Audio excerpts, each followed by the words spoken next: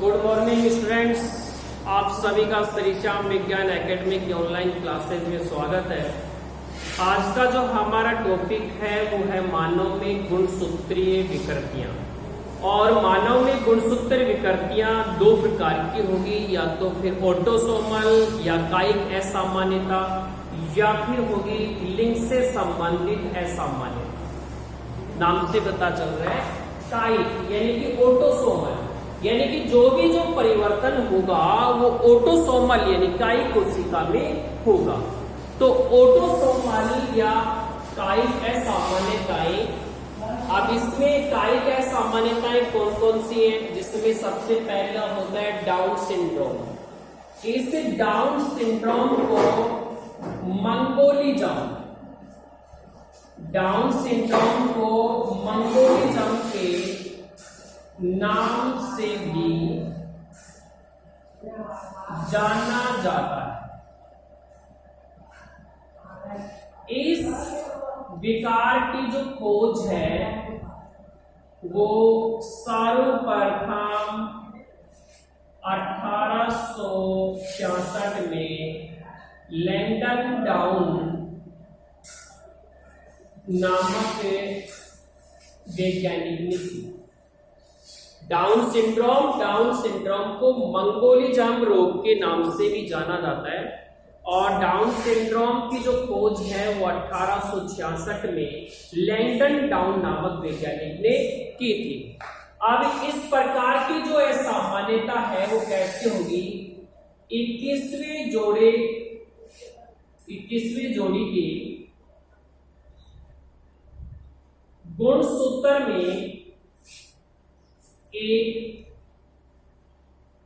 अतिरिक्त गुणसूत्र जुड़ने के कारण, और मैंने आपको बताया था 22 जोड़ी यानी कि 44 गुणसूत्र तक ऑटोसोमल होंगे। तो यहां पर कितनी जोड़ी, यानी कि जो 21वीं जोड़ी का जो गुणसूत्र है उस 21वीं जोड़ी के गुणसूत्र में क्या जुड़ जाएगा, एक अतिरिक्त गुणसूत्र यदि जुड़ जाता है तो वो व्यक्ति किस रोग से पीड़ित हो जाएगा, वो व्यक्ति डाउन सिंड्रोम रोग से पीड़ित हो जाएगा। अब यदि इसके अपन लक्षण देखें कि डाउन सिंड्रोम के लक्षण क्या है, यदि कोई भी व्यक्ति इस रोग से पीड़ित है, पहला उसका लक्षण होगा मुंह है खुला रहना, हमेशा मुंह खुला रहेगा। नंबर 2, जीभ बाहर निकली हुई होगी। नंबर 3, उसकी जो बुद्धि होगी वो कैसी होगी, बुद्धि होगी अल्प विकसित होगी। गर्दन की बात करें, गर्दन उसकी कैसी होगी, गर्दन होगी उसकी कैसी, छोटी होगी। और व्यक्ति का जो ललाट है, ललाट वो कैसा होगा, चौड़ा होगा। ये 5 लक्षण आपको याद रखने हैं। यदि कोई भी व्यक्ति डाउन सिंड्रोम से पीड़ित है तो वो व्यक्ति का मुख हमेशा खुला हुआ रहेगा, जिह्वा बाहर निकली हुई होगी, अल्प विकसित बुद्धि होगी, गर्दन छोटी होगी, और उसका जो ललाट होगा वो चौड़ा होगा। और एक और लिख सकते हैं आप, जैसे नेत्र होंगे वो कैसे दिखाई देंगे, पीछे दिखाई देंगे। दूसरी बात करते हैं अपन एडब्रेड सिंड्रोम। एडब्रेड सिंड्रोम में इस प्रकार की जो असामान्यता है,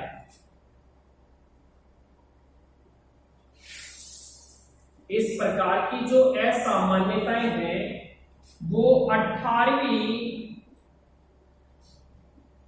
जोड़ी के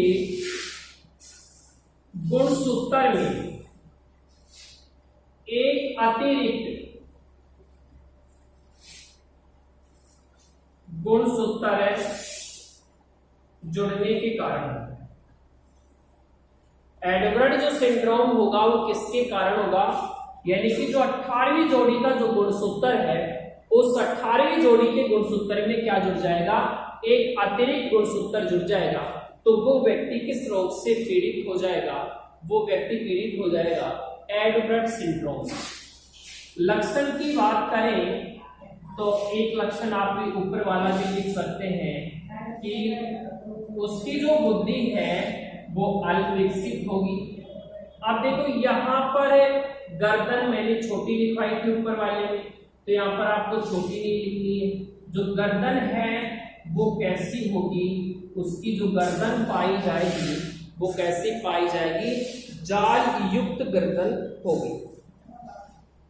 और सिर की बात करें तो उसका जो सिर है वो होगा विकृत होगा, और कैसा सिर पाया जाएगा, बड़ा सिर होगा। इससे 3 लक्षण हो गए। 18वीं जोड़ी के गुणसूत्र में एक एक्स्ट्रा गुणसूत्र जुड़ जाएगा तो व्यक्ति एडवर्ड सिंड्रोम से पीड़ित हो जाएगा। लक्षण क्या होगा, उसकी बुद्धि अल्पविकसित होगी, गर्दन जाल युक्त होगी और सिर कैसा होगा, बड़ा और विकृत होगा। तीसरी अपन बात करें, तीसरा आता है क्राई डू चेट सिंड्रोम। इस प्रकार की जो असामान्यता है वो गुणसूत्र संख्या, और गुणसूत्र संख्या कौन सी, 5। तो गुणसूत्र संख्या 5 की छोटी भुजा का विलोपन हो जाता है। छोटी भुजा का क्या हो जाता है, विलोपन हो जाता है। तो वो व्यक्ति किस रोग से पीड़ित हो जाता है, क्राई टूथ चैट सिंड्रोम से। ठीक है, कैसे होगा, यदि गुणसूत्र संख्या, यानी कि कौन सी गुणसूत्र संख्या, 5, और 5 गुणसूत्र संख्या 5 की कौन सी भुजा, छोटी भुजा यदि विलुप्त हो जाती है तो फिर वो व्यक्ति क्राई टू चैट से क्या हो जाएगा, सिंड्रोम। तो इसमें 3 प्रकार की असामान्यताएं थी, जिसमें पहला था डाउन सिंड्रोम, दूसरा था अपना एडवर्ड सिंड्रोम, और तीसरा था क्राई टू चैट सिंड्रोम। दूसरा प्रकार लेते हैं इसमें अपन लिंग गुणसूत्रीय संबंधी असामान्यता। देखो इसमें सबसे पहले आता है टर्नर सिंड्रोम।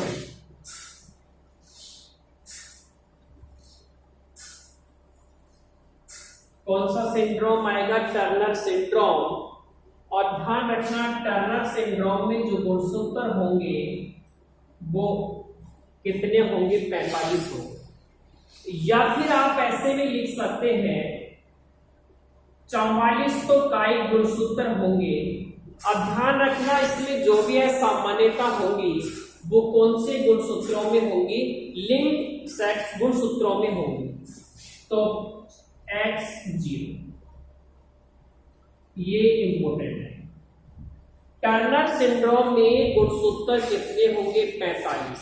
डिवाइडेड करेंगे 44 प्लस X0, यानी कि 44 कायिक गुणसूत्र और एक X है लिंग गुणसूत्र। यहां पर 0 लिखा हुआ है, यहां तक 0 का मतलब है कोई भी गुणसूत्र विलुप्त है।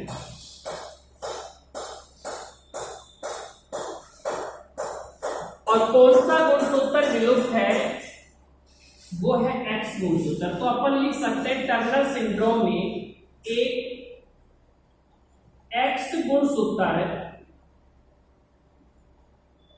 की प्रतिलिपि अनुपस्थित होती है। टर्नर सिंड्रोम में 0 का मतलब यहां पर 0 लिखा हुआ है, कोई भी गुणसूत्र विलुप्त है। कौन सा गुणसूत्र विलुप्त है, X गुणसूत्र की प्रतिलिपि अनुपस्थित। ऐसा जो व्यक्ति होगा वो हमेशा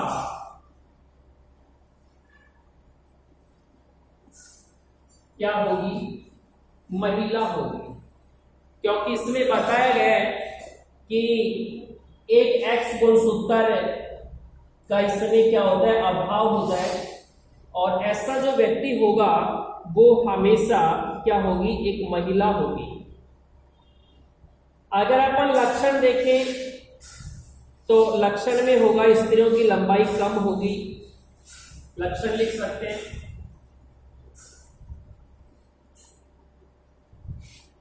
स्त्रियों की लंबाई कम होगी,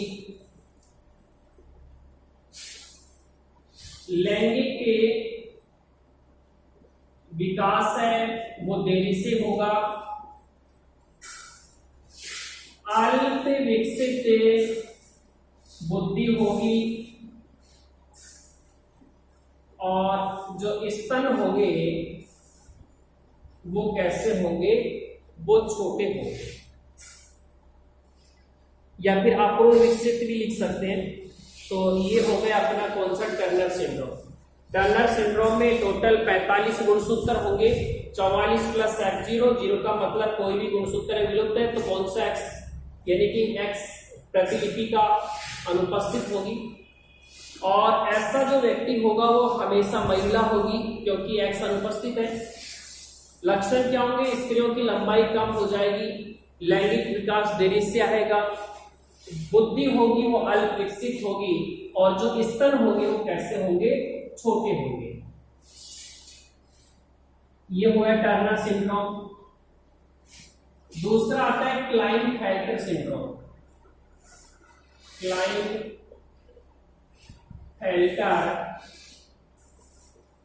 सिंड्रोम, देखो इस प्रकार के सामान्यता में अगर अपन गुणसूत्र देखें तो जो गुणसूत्र होंगे वो 47, 48 और 49 होते हैं। इस प्रकार की असामान्यता में गुणसूत्रों की संख्या कितनी होगी, 47 या फिर 48 या फिर कितनी होगी, 49 होगी। इसमें क्या होगा, या तो एक्स गुणसूत्र की प्रतिलिपि अतिरिक्त होगी, या फिर वाई गुणसूत्र की प्रतिलिपि अतिरिक्त पाई जाए, यानी कि एक्स और वाई गुणसूत्र की प्रतिलिपि क्या होंगी, अतिरिक्त होंगी। जैसे अपन उदाहरण देखते हैं, 44 तो सेम होंगे सभी में, एक्स एक्स एक्स वाई, 44, 45, 46, 47, चलो यहां पे देख लो, 44, 45, 46 से, और ये अपना हो गया 47। कोष्टक में यहां पर लिख देंगे, यानी कि जो अतिरिक्त गुणसूत्र है वो कौन सा होगा, एक्स, एक एक्स है, 44 plus X X X Y. देखो 44, 45, 46, 47, 48 कितने हो गए, 48 हो। कोष्टक में आप लिख देंगे कितने अतिरिक्त गुणसूत्र है, एक्स्ट्रा कितने हैं, देखो 2 है, एक्स कितने, 2, तो लिख देंगे 2 एक्स गुणसूत्र अतिरिक्त है, अतिरिक्त 44 plus X X X X Y कितने गुण हो गए, गुणसूत्र 49 हो गए। देखो 44, 45, 46, 47, 48 और 49। अब इसमें देखो कितने अतिरिक्त एक्स गुणसूत्र है, तो इसमें देखो एक्स वाई करेंगे कितने हैं, 3 एक्स गुणसूत्र क्या है, अतिरिक्त। तो मैंने पहले बताया था गुणसूत्र या तो 47 या 48 या 49 होगी। एक्स्ट्रा प्रतिलिपि किसकी होगी, या तो एक्स की होगी या फिर किसकी होगी, वाई की। अब चलो वाई की देख लेते हैं, 44 plus X X Y Y, 44, 45, 46, 47, 48 गुणसूत्र कितने हो गए, 48 हो गए। अब इसमें अतिरिक्त गुणसूत्र देखो कि कौन कौन से, एक्स वाई को तो आप छोड़ देंगे। अब देखो इसमें अतिरिक्त कौन कौन से, एक एक्स है और एक वाई है, तो अपन लिख देंगे एक प्रतिलिपि एक्स की है और एक प्रतिलिपि किसकी है, वाई की।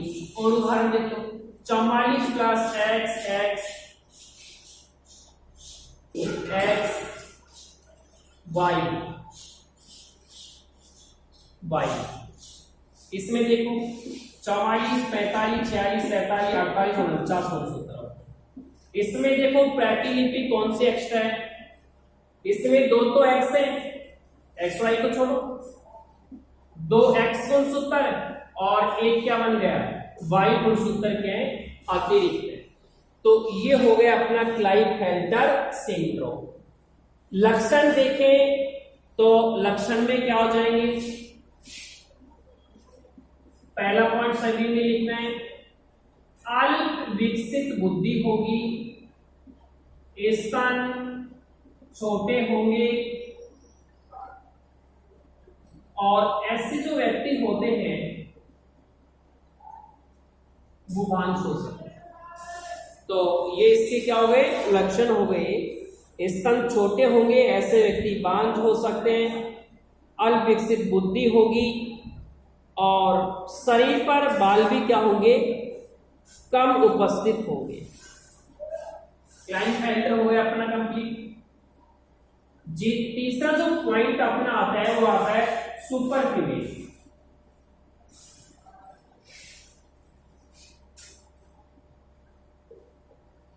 सुपर मादा, देखो सुपर मादा में भी गुणसूत्र 47 से लेकर और कितने होते हैं, 49 होते हैं, लेकिन इसमें जो अतिरिक्त प्रतिलिपि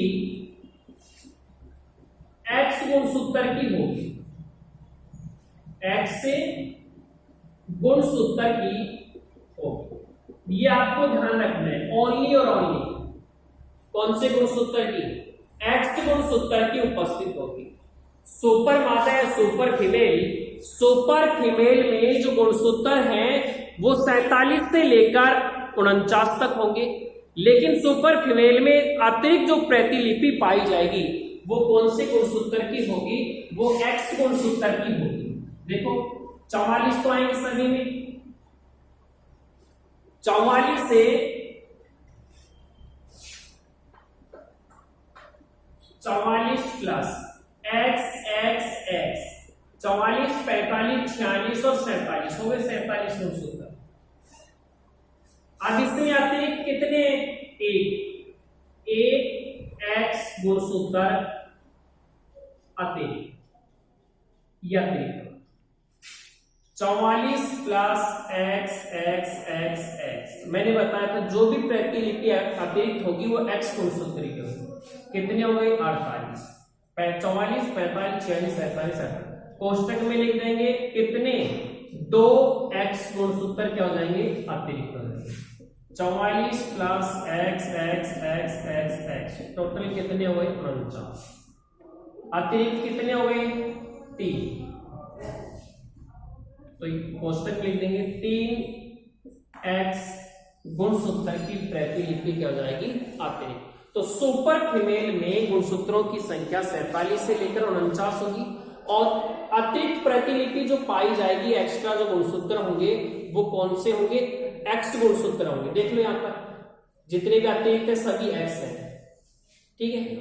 इससे आगे अपन को बढ़ना नहीं है 49 से आगे, क्योंकि 47 से लेकर 49 तक इसमें आपको करने हैं।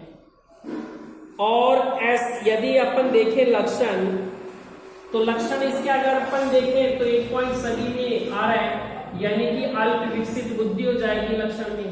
और नंबर 2 इनका जो लैंगिक विकास होगा वो लैंगिक विकास भी क्या आएगा, देरी से आएगा। तो इसकी 2 इंपॉर्टेंट हो गई। और तीसरा अगला जो पॉइंट अपना आता है वो आता है अपराधी सिंड्रोम। अपराधी सिंड्रोम चौथा है अपराधी सिंड्रोम। देखो अपराधी सिंड्रोम में क्या होगा, गुणसूत्र 44 प्लस एक्स वाई और वाई, टोटल कितने हो गए? 44, 45, 46, 47, यानी कि 47 गुणसूत्र।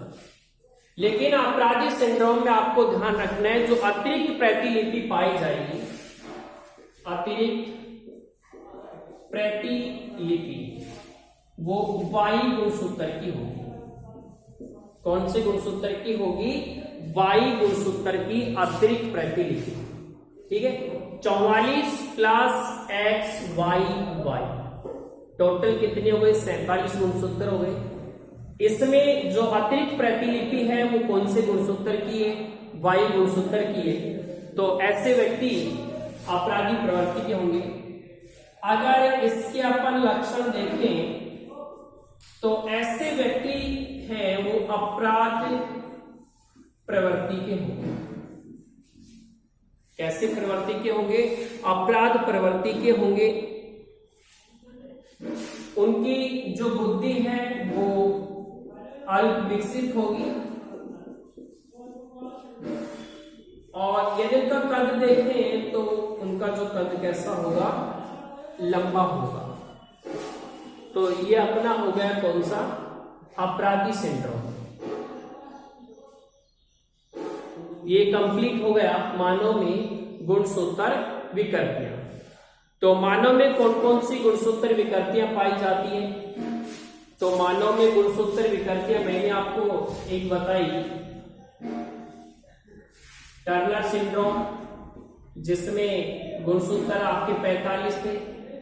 दूसरा था क्लाइनफेल्टर सिंड्रोम, तीसरा था सुपर मादा, और ध्यान है ना, मादा नाम आई है एक्सेस गुणसूत्र की प्रतिलिपि अतिरिक्त करने। और तीसरा है अपराधी सिंड्रोम, जिसमें जो अतिरिक्त प्रतिलिपि पाई जा रही थी वो अतिरिक्त प्रतिलिपि किसकी थी? वो अतिरिक्त प्रतिलिपि थी वाई गुणसूत्र की।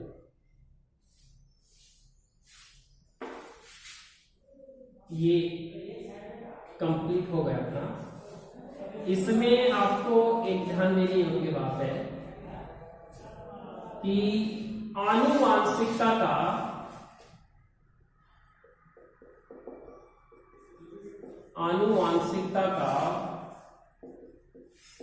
गुणसूत्रीय सिद्धांत